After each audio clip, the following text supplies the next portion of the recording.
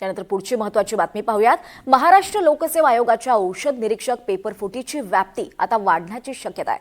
22 मार्चला झालेल्या या परीक्षेच्या 2-3 दिवस आधी पेपर फुटल्याचं गुन्हे शाखेच्या तपासात निष्पन्न झालंय।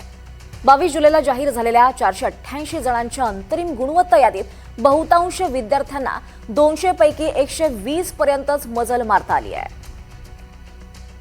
त्यामुळे या परीक्षेची व्याप्ती आणखी वाढण्याची शक्यता निर्माण झाली आहे।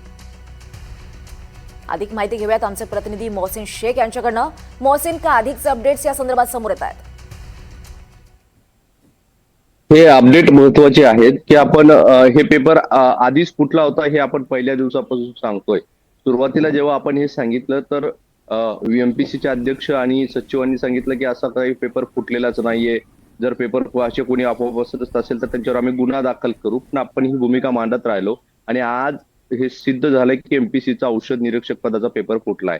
आता यात महत्वाचं काय आहे तर असे काही विद्यार्थी आहेत जे मला वाटतं 120चा आकडा आहे, 100 पेक्षा जास्त असे विद्यार्थी आहेत, त्यांना त्यांची जर गुणवत्ता बघितली तर आधी त्यांनी जे पेपर दिले होते त्या पेपरमध्ये त्यांची गुणवत्ता अत्यंत कमी होती, सरासरीपेक्षाही खूप कमी होती।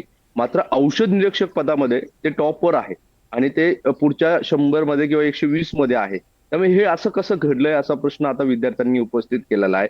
त्यामुळे जे एमपीएससी सांगते की हा पेपर फक्त एका म्हणजे एमपीएससी सांगते की पोलिसांच्या तपासातून समोर आलंय की एकच विद्यार्थीसाठी हा पेपर बाहेर आला किंवा त्याच्यापर्यंत हा पेपर मर्यादित होता, पण परिस्थिती तशी नाहीये। हा पेपर अनेकांकडे पोहोचला होता, तो व्हायरल झाला होता अशी माहिती सूत्रांनी दिलेली आहे। अनेक विद्यार्थी आहेत ज्यांनी हा पेपर खरेदी केला होता, मात्र समोर यायला कुणीही तयार नाही, कारण जर समोर आलं तर आपल्यावरही गुन्हा दाखल होईल अशी भावना या विद्यार्थ्यांची आहे। त्यामुळे हा पेपर फक्त एका व्यक्तीपर्यंत मर्यादित नव्हता, तो अनेकांपर्यंत पोहोचला होता। आता ह्या गोष्टी तपासातून समोर येणं महत्वाचं आहे। त्या सगळ्या प्रकरणात पोलिसांनी एमपीसीच्या 3 अधिकाऱ्यांवर पण गुन्हा दाखल केला आहे। अमृत पाटील जे नंदुरबारचे आहे, त्यांनी आपल्या मुलीसाठी हा एका व्यक्तीकडून पेपर घेतला होता अशी माहिती समोर येते। आणि यात अत्यंत एक महत्वाचं म्हणजे यासाठी खाजगी क्लास चालकांनी हा सगळा पेपर आणून दिला। त्यामुळे हे पेपर फुटीचं प्रकरण सहजासहजी संपणार नाही, यात अनेक गुंतागुंतीचा विषय आहे।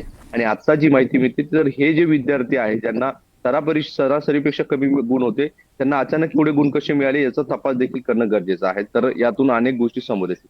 जी निश्चितच मोहसिन, धन्यवाद या सविस्तर माहितीसाठी।